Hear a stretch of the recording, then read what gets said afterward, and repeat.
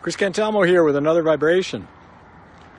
This is going to be all trip report. This one's good. I'm not going to talk anything about science or anything like that in this trip report. This morning I went out and I tested a new batch of DMT that I just purified. And oh my goodness, I had been messing around with another batch that didn't have much DMT in it, and it was very frustrating. So then when I did this batch, and boom, I went to the place. It's so fantastic. So I was in a landscape very much like this. It was just down the way over there. Medium high desert landscape in Southern California. And I like to be walking when I do DMT. I find that if you try to prepare for the experience, if you sit in your room and you say, okay, now I'm going to do DMT, the stress just increases. And part of it, I think, is because people are so, like so many people are so down on me. When you've been outcast by your entire family and all your friends, like I have, talking about DMT, it affects the experience. So I find if I try to sit down in my room and do it, I just, like the stress becomes overwhelming. So I like to be out walking on a trail, have my heart beating a little bit, have my blood flowing. So this morning I came out, it was about 7:30, and the sun had just come up over the mountains over there. The sun now comes up around there, just as it came up over that ridge. I was walking in towards the west, so the sun was behind me, and I did, I don't know, might have been 15, 20 milligrams, which the more you do DMT, the less you need. It's a fantastic profile. It's the opposite of an addictive compound. It's the opposite of addictive. The more often you do it, the less you need, and the more fantastic it gets. So I did I realized I could vaped up nicely, and I realized, okay, this is a big hit. I held it pretty long, but I was afraid of maybe having too crazy an experience. I started to let it out, and as I exhaled, it happened. When you have a breakthrough, it's not subtle, and like just this like intense explosion of information just comes up in your face. And the path in front of me just turned into this, like the yellow brick road, just this fantastically beautiful entrance to the future and reality. And all the plants along this beautiful, vibrating, intensely golden yellow brick road, all the plants just came alive, because the plants are alive. The plants are just as alive and sentient as we are. They just operate in a different dimension. So the dimension in which they're very active and moving is available through DMT. And when you go into their dimension, man, they got a lot going on. You talk about a party. Trees are having a party. The plants and trees, they're gay boogie. They get down. And with DMT, because I'm not going to get scientific. When you go into the plant and tree world on DMT, you get into their party. And they're like, hey, what's this animal doing here? I thought this party was only for trees and plants. What's this guy doing here? They come up and they're like, what the fuck are you doing here?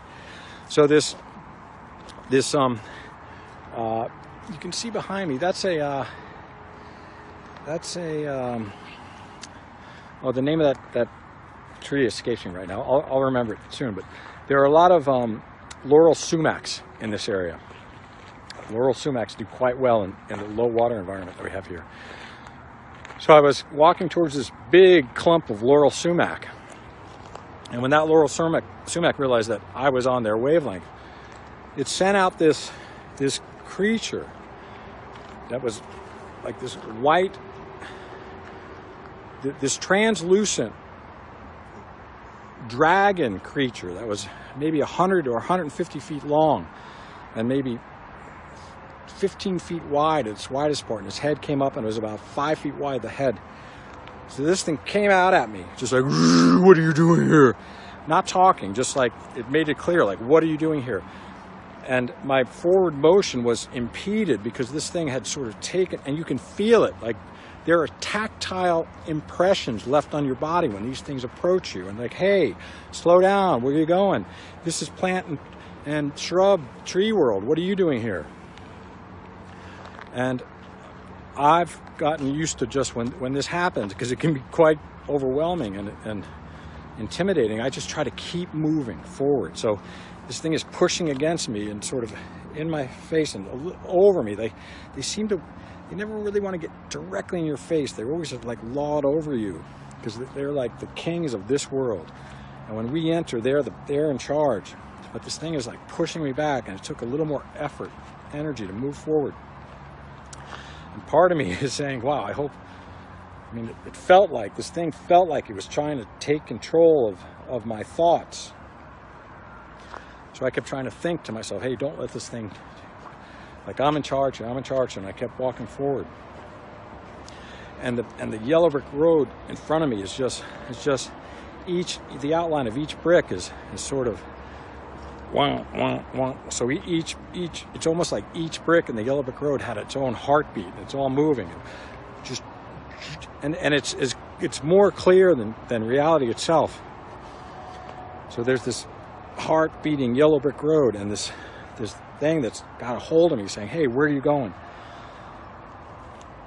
And the colors of the rainbow, every color that you see is just so vibrant and beautiful, and everything's just pulsating with life.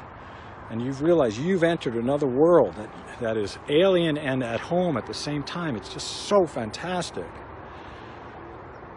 And once, like, the come up to it is scary. It's like, holy crap. But then once you're in it, you want it to last forever because it's so beautiful.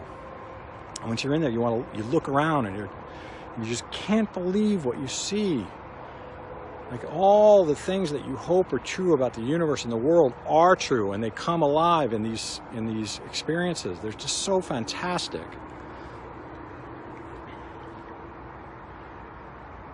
It's a bigger, more beautiful world. And you know what? Like and just like I've figured out that DMT is the molecule that is at the core of all forms of schizophrenia. When they describe schizophrenics as having delusions of grandeur, it's not a delusion of grandeur, it's grandeur. Schizophrenics are in touch with the spirit world all the time. And it's a bigger, brighter, more vibrant world, and it can be quite terrifying. I would not want to live in that world all the time, I don't think. But when we say that people who live in that world have delusions of grandeur, it's the biggest insult you can imagine. They're living in grandeur because you become one of the spirits. You become part of God. And you realize you're part of this huge, giant universe. And it's an incredibly powerful feeling. And there is a tendency to think, hey, you're a chosen one, but it's not. You know, we have to avoid that tendency to feel like, hey, you're chosen. That you do get the feeling, hey, you're chosen to have a purpose and to go tell humanity about this. But I don't want to, fall into that trap of thinking that I'm somehow different than other people. I think that every single person is just as connected to God if they let themselves be. And I'm not talking about religion. Don't get caught up in this religious stuff. I'm talking about a higher power. When I say God, and when people say God, we have this image of God looking like us. I don't know what that higher power is. I don't know where that energy comes from. But when you have the experience, you feel like you're now in touch with that. And I guess because most people aren't in touch with that, you feel like, hey, you're chosen in some way to go tell other people. And that's part of what I'm doing. But I want to make it clear, I don't think what happens is you feel like you're Jesus Christ. You feel like, hey, you're a child of God, and you're getting a message, hey, bring peace and beauty and loveliness to everyone else. And you can't help but feel like, in the Western world, in America, we're most most of us are most closely connected to Jesus Christ or Christianity and Judaism. In other parts of the world, the Islamic world and the Muslim world, they connect with their own versions of that. But I think it's just this larger, the creator, whoever it is, you get in touch with them and the message is, hey, glad you came by. Can you tell these other people out here that they're going in the wrong way? They're spinning their wheels and we need to all get together and go forward in the future? And it's a grand, grand feeling. It's not a delusion of grandeur. It's grandeur itself. Anyone who hasn't tried DMT, my goodness, get in, come on now. It's so beautiful, it's so available, it's so important to the future. It's going to make the world that we want, the future that we want is in our grasp. You got to reach out and grab it now. Chris Cantalmo here with another vibration.